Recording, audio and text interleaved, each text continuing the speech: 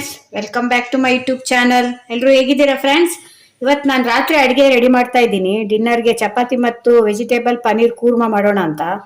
ನೋಡಿ, ವೆಜಿಟೇಬಲ್ ಎಲ್ಲ ತರಕಾರಿ ಕಟ್ ಮಾಡಿ ಇಟ್ಕೊಂಡಿದ್ದೀನಿ.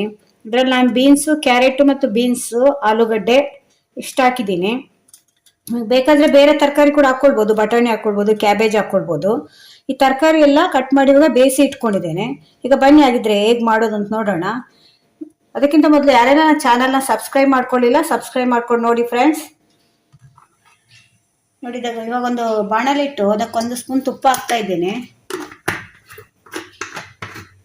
ಈಗ ತುಪ್ಪ ಸ್ವಲ್ಪ ಬಿಸಿ ಆದಮೇಲೆ ಫಸ್ಟ್ ಇದಕ್ಕೆ ಒಂದು ಈರುಳ್ಳಿ ಹಾಕ್ಕೊಳ್ಳಿ.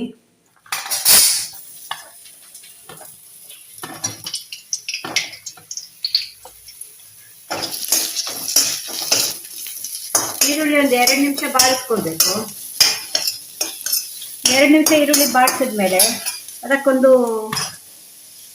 7-8 ಲವಂಗ ಹಾಕ್ಕೊಳ್ಳಿ.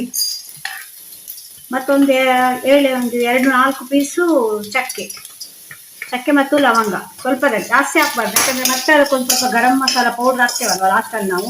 ಅದರಿಂದ ಒಂದು 7-8 ಪೀಸು ಚಕ್ಕೆ, 7-8 ಪೀಸು ಲವಂಗ ಮತ್ತು ಒಂದು ಚಿಕ್ಕ ಪೀಸು ಶುಂಠಿ. ಇದೆಲ್ಲ ಕಟ್ ಮಾಡಿ ಇಟ್ಕೊಂಡಿದ್ದೇನೆ. ನೋಡಿ, ಒಂದು ಚಿಕ್ಕ ಪೀಸ್ ಶುಂಠಿ.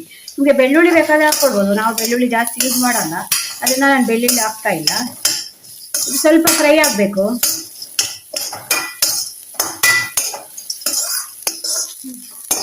ಈಗ ಇದು ಸ್ವಲ್ಪ ಫ್ರೈ ಆಗಿದೆ ನೋಡಿ.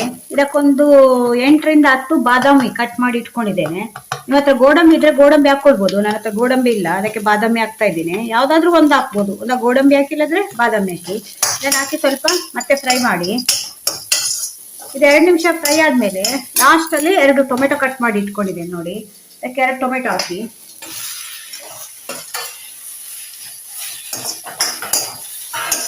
ಟೊಮೆಟೊ, ಈರುಳ್ಳಿ ಇದೆಲ್ಲ ಮಿಕ್ಸ್ ಆಗಿ ನಿಮ್ಗೊಂದು 5 ನಿಮಿಷ ಅದನ್ನು ಫ್ರೈ ಮಾಡಬೇಕು. ಅದು ಸ್ವಲ್ಪ ಮೆತ್ತಗಾಗಿ ಸ್ಮೆಲ್ ಬರಲಿಕ್ಕೆ ಸ್ಟಾರ್ಟ್ ಆಗುತ್ತೆ. ನಿಮಗೆ ಸ್ಮೆಲ್ ಬರೋದು ಗೊತ್ತಾದರೆ ಅವಾಗ ಆಫ್ ಮಾಡಬೇಕು. ಇದು ಸ್ವಲ್ಪ ಬೇಗ ನಿಮಗೆ ಫ್ರೈ ಆಗಬೇಕು ಅಂದರೆ ಒಂದು ಅರ್ಧ ಸ್ಪೂನ್ ಅದಕ್ಕೆ ಉಪ್ಪು ಹಾಕಿ. ಒಂದು ಅರ್ಧ ಸ್ಪೂನ್ ಉಪ್ಪು ಹಾಕಿದರೆ ನಿಮಗೆ ಬೇಗ ಫ್ರೈ ಆಗುತ್ತೆ. ಅದು ಅಂದರೆ ಒಂದು ತುಂಬ ಟೈಮ್ ತಗೊಳುತ್ತಲ್ಲ, ಒಂದು ಅರ್ಧ ಸ್ಪೂನ್ ಉಪ್ಪು ಹಾಕಿದರೆ ಫಾಸ್ಟಾಗಿ ಫ್ರೈ ಆಗುತ್ತೆ. ಇದು ತುಂಬ ಏನು ಫ್ರೈ ಆಗಬೇಕು ಅಂತಿಲ್ಲ, ಸ್ವಲ್ಪ ಮೆತ್ತಗಾದರೆ ಸಾಕು. ಯಾಕಂದರೆ ಇದನ್ನು ನಾವು ಈಗ ಮಿಕ್ಸಿ ಮಾಡ್ಕೊಳ್ತೇವಲ್ವಾ, ಮಿಕ್ಸಿ ಮಾಡಿ ಗ್ರೇವಿ ಮಾಡ್ಕೊಳ್ಬೇಕು ಇದನ್ನು. ನೋಡಿ, ಇವಾಗ ಇದನ್ನು ಗ್ರೈಂಡ್ ಮಾಡ್ಕೊಂಡಿದ್ದೀನಿ. ಇವಾಗ ಏನು ಮಾಡಬೇಕು ಅಂದರೆ ಮತ್ತೆ ಬಾಣಲೆ ಇಟ್ಟು ಅದಕ್ಕೊಂದು ಸ್ಪೂನ್ ಎಣ್ಣೆ ಹಾಕಿ. ಎಣ್ಣೆ ಇಲ್ಲಾಂದರೆ ತುಪ್ಪ ಕೂಡ ಹಾಕ್ಬೋದು,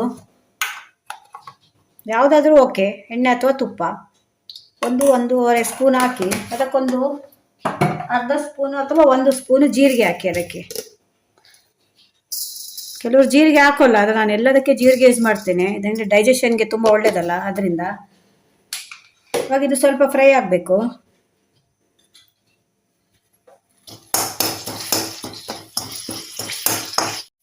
ನೋಡಿ, ಈಗ ಜೀರಿಗೆ ಫ್ರೈ ಆಗಿದೆ. ಇವಾಗ ನೀವು ಗ್ರೇವಿ ಮಾಡ್ಕೊಂಡಿದ್ದೀರಲ್ಲ, ಇದನ್ನು ಅದಕ್ಕೆ ಹಾಕಿ.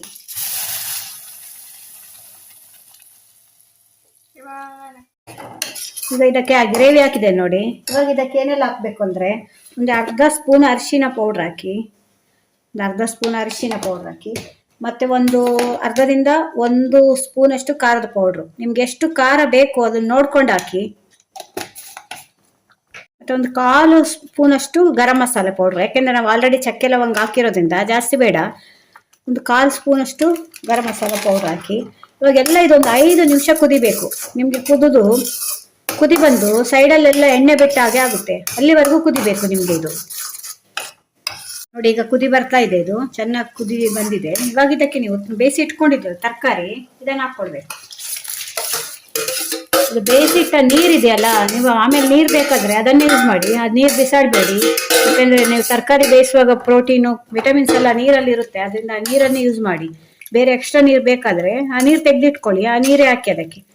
ಇವಾಗ ಇದಕ್ಕೆ ನಿಮಗೆ ರುಚಿಗೆ ತಕ್ಕಷ್ಟು ಉಪ್ಪು ಹಾಕಿ, ಒಂದು ಅರ್ಧ ಸ್ಪೂನು. ಯಾಕೆಂದರೆ ಟೊಮೆಟೊ ಫ್ರೈ ಮಾಡುವಾಗ ಸ್ವಲ್ಪ ಉಪ್ಪು ಹಾಕಿರ್ತೀರಲ್ಲ, ಅದರಿಂದ ಒಂದು ಅರ್ಧದಿಂದ 3/4 ಸ್ಪೂನಷ್ಟು ಉಪ್ಪು ಹಾಕಿ. ಮತ್ತು ಒಂದು ಅರ್ಧ ಸ್ಪೂನಷ್ಟು ಸಕ್ಕರೆ ಹಾಕಬೇಕು. ಯಾಕೆಂದರೆ ಇದೆಲ್ಲಕ್ಕೆ ಉಪ್ಪು, ಹುಳಿ, ಸಿಹಿ ಎಲ್ಲ ಕರೆಕ್ಟಾಗಿರಬೇಕು. ಅದರಿಂದ ಒಂದು ಅರ್ಧ ಸ್ಪೂನು ಸಕ್ಕರೆ ಹಾಕಿ ಇದಕ್ಕೆ. ಇದೆಲ್ಲ ಹಾಕ್ಮೇಲೆ ಚೆನ್ನಾಗಿ ಮಿಕ್ಸ್ ಮಾಡಿ ಒಂದ್ಸಲ. ಇದು ಒಂದು 5 ನಿಮಿಷ ಚೆನ್ನಾಗಿ ಕುದಿಬೇಕು. ತರಕಾರಿ ಇದೆಲ್ಲ ಮಿಕ್ಸ್ ಆಗಿ ಚೆನ್ನಾಗಿ ಕುದಿಬೇಕು. ಅಷ್ಟರಲ್ಲಿ ನಾವು ಪನ್ನೀರನ್ನು ಕಟ್ ಮಾಡಿ ಇಟ್ಕೊಳ್ಳೋಣ. ನೋಡಿ, ಈಗ ಪನ್ನೀರ್ ಕಟ್ ಮಾಡಿ ಇಟ್ಕೊಂಡಿದ್ದೀನಿ. ಪನ್ನೀರ್ ಕ್ಯೂಬ್ ಆಗಿ ಕಟ್ ಮಾಡಿ ಇಟ್ಕೊಳ್ಬೇಕು. ನಿಮ್ಗೆ ಎಷ್ಟು ದೊಡ್ಡ ಬೇಕೋ ಅಷ್ಟು ದೊಡ್ಡ ಕಟ್ ಮಾಡ್ಕೊಳ್ಬೋದು. ಇದನ್ನು ಒಂದು ಸ್ವಲ್ಪ ನೀರಿಗೆ ಹಾಕಿ ವಾಶ್ ಮಾಡಿ ಆಮೇಲೆ ಹಾಕಿ, ಯಾಕೆಂದರೆ ಅದರಲ್ಲಿ ಹಾಲಿನ ಅಂಶ ಎಲ್ಲ ಇರುತ್ತಲ್ಲ, ಅದರಿಂದ ಒಂದ್ಸಲ ಬಿಸಿನೀರು ಬೇಕು ಅಂತಿಲ್ಲ, ತಣ್ಣಗೆ ನೀರಿಗೆ ಹಾಕಿ ಅದನ್ನು ವಾಶ್ ಮಾಡಿ.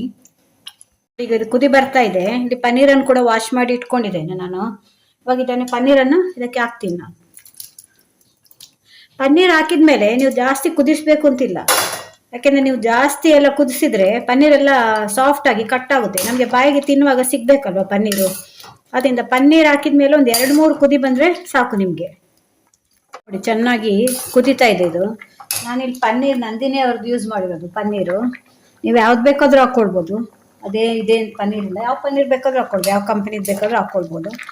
ಇವಾಗ ಇದು ಕುದಿತಾ ಇದೆ. ಇವಾಗ ಲಾಸ್ಟಲ್ಲಿ ಇದಕ್ಕೆ ಒಂದು ಸ್ವಲ್ಪ ನಾವು ಕಸ್ತೂರಿ ಮೇಥಿ ಪೌಡರ್ ತಗೊಳ್ಬೇಕು. ಈಗ ನೋಡಿ, ಕಸ್ತೂರಿ ಮೇಥಿ ಇದೆಯಲ್ಲ, ಅದನ್ನು ಈಗ ಮಾಡಿ ಇದಕ್ಕೆ ಹಾಕ್ಕೊಳ್ಬೇಕು. ಇದಕ್ಕೆ ಫ್ಲೇವರ್ ಕೊಡೋದೇ ಅದು ಕಸ್ತೂರಿ ಮೇಥಿ. ನೀವು ಲಾಸ್ಟಲ್ಲಿ ಹಾಕಬೇಕು. ಕುದಿತಾ ಇದೆ ಅಂತ ಹೇಳುವಾಗ, ಇನ್ನು ಆಫ್ ಮಾಡ್ತೀರಿ ಅಂತ ಹೇಳುವಾಗ ಅದಕ್ಕೆ ಸ್ವಲ್ಪ ಕಸ್ತೂರಿ ಮೇಥಿ ಹಾಕಿ ಆಫ್ ಮಾಡಬೇಕು. ನೋಡಿ, ಆಯಿತು. ಇವಾಗ ವೆಜಿಟೇಬಲ್ ಪನ್ನೀರ್ ಕೂರ್ಮಾ ರೆಡಿಯಾಗಿದೆ. ಫ್ರೆಂಡ್ಸ್, ಪನ್ನೀರ್ ವೆಜಿಟೇಬಲ್ ಕೂರ್ಮಾ ರೆಡಿಯಾಗಿದೆ. ಚಪಾತಿ ಕೂಡ ರೆಡಿಯಾಗಿದೆ. ಇದರ ಕಾಂಬಿನೇಷನ್ ಚಪಾತಿ ಜೊತೆ, ಪೂರಿ ಜೊತೆ ಎಲ್ಲ ತುಂಬ ಚೆನ್ನಾಗಿರುತ್ತೆ. ನೀವು ಒಂದ್ಸಲ ಮನೆಯಲ್ಲಿ ಟ್ರೈ ಮಾಡಿ ನೋಡಿ. ತುಂಬ ಏನು ಇಂಗ್ರೀಡಿಯೆಂಟ್ಸ್ ಬೇಕು ಅಂತಿಲ್ಲ ಇದಕ್ಕೆ. ಮನೆಯಲ್ಲಿ ಏನಿದೆ ಅದನ್ನೇ ಸಿಂಪಲ್ ಆಗಿ ಮಾಡ್ಬೋದು. ಒಂದ್ಸಲ ಟ್ರೈ ಮಾಡಿ ನೋಡಿ, ತುಂಬ ಚೆನ್ನಾಗಿರುತ್ತೆ. ಈ ವಿಡಿಯೋ ಇಷ್ಟ ಆದರೆ ಒಂದು ಲೈಕ್ ಕೊಡಿ, ಶೇರ್ ಮಾಡಿ, ಮತ್ತು ನನ್ನ ಚಾನಲ್ನ ಸಬ್ಸ್ಕ್ರೈಬ್ ಮಾಡ್ಕೊಂಡು ನೋಡಿ ಫ್ರೆಂಡ್ಸ್. ಮತ್ತೆ ಇನ್ನೊಂದು ವಿಡಿಯೋ ತೊಗೊಂಡು ಮತ್ತೆ ಬರ್ತೀನಿ. Bye friends.